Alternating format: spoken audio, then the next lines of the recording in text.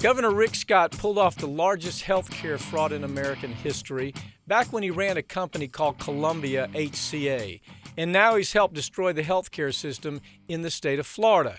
Joining me now to talk about that is newspaper publisher Rick Outzen. Rick Scott was able to absolutely walk away with billions of dollars from his scams, from his fraud that he committed against HCA Columbia. The DOJ, in keeping with what the DOJ does, let him go. And it was clear they paid $1.7 billion fine for stealing money from everybody. I mean, hospitals and mom and pop and insurance companies. They basically were thief from top to bottom. Now, you've been covering the similar story in the state of Florida. Lay the story out for us a little bit, Rick. Well, the federal government decided that the low-income pool, which is how hospitals take care of the uninsured in the state of Florida, that program, we got a one-year waiver. During that year, Governor Scott was supposed to develop a plan to help deal with the uninsured. Of course, the governor would not play any part in ACA or what's called Obamacare. He wouldn't set up a health exchange. So lo and behold, he just kept thinking that the feds would just give in and keep giving the $2 billion a year that they've been giving. Of course, it didn't happen.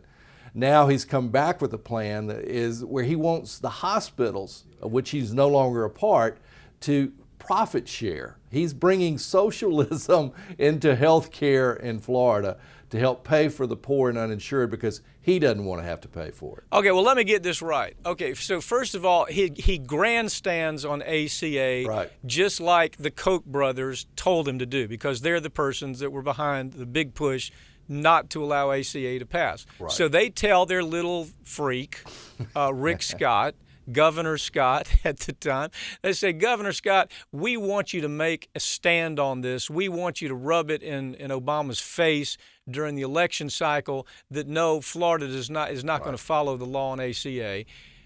Then he says, well, I still want my $2 billion. Right. You know, I don't want to play like everybody else plays, but I still want my $2 billion. And, of course, the White House tells him to go pack sand, which is exactly what they should have done.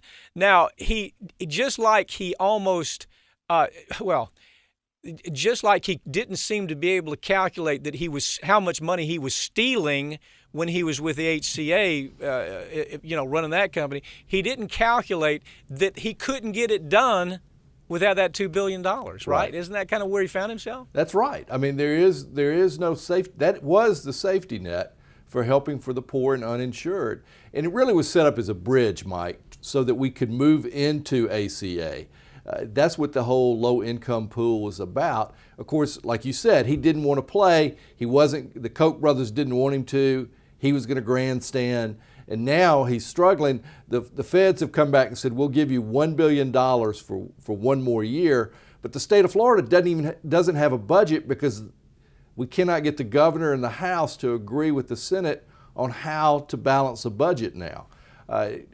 So Florida's sitting without a budget, right, because you had a governor that was trying to appeal to the Koch brothers, so the Koch brothers would give him money for his upcoming Senate race. Is that kind of what this was all about when he was making his trips to California? I think you're completely right, Mike. I think you hit it right on the head. What we're sitting here is, he didn't want to play the game.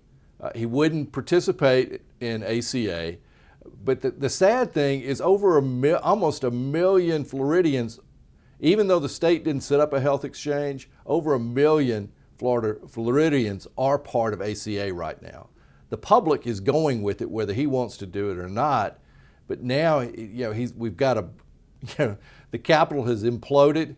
You have a Republican House, Senate, and governor, and all the cabinet positions, and they cannot get along, and they cannot come up with a budget. So right now, Florida's sitting there without a budget, right, because Governor Scott was there's no other way to look at this. Governor Scott, just like Kasich, just like Jindal, go down the line. If there's a Republican governor, they all were saying exactly the same right thing. They were delivering the same ALEC legislation almost word for word. We actually find ALEC writing word for word some of the legislation that Scott delivered in the state of Florida, just like we do other states. If it was what the Koch brothers wanted on the environment, Rick Scott delivered it, just like all the other governors did. Everybody from Christie to, name it. If they were a Republican governor with a Republican legislature, you can go state by state and see these exact same things playing out, because they were playing for the Koch brother money, weren't they?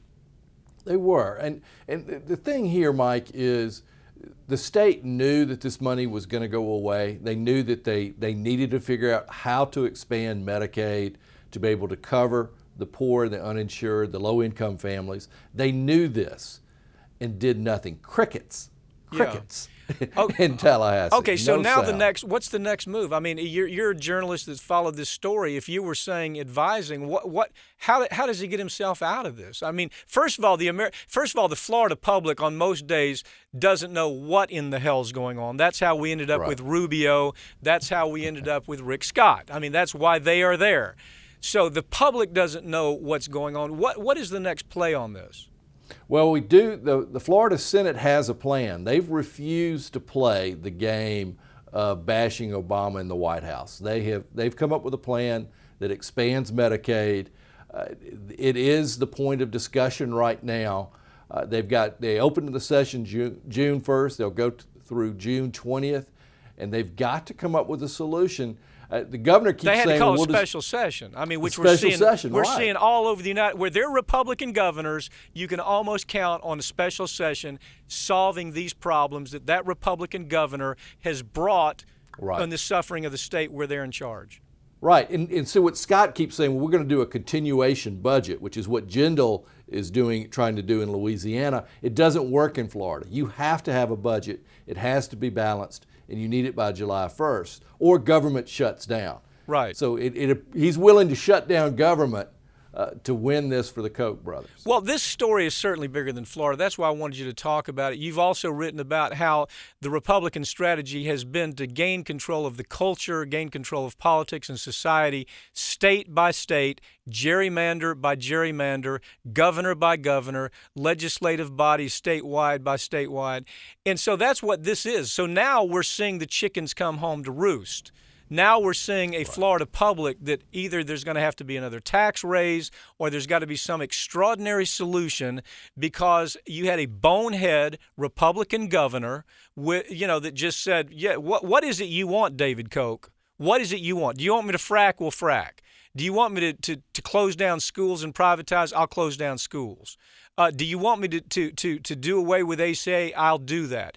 And virtually, this Florida story that you're reporting on you can take it as a template in virtually any Republican state where you have the same things lining up.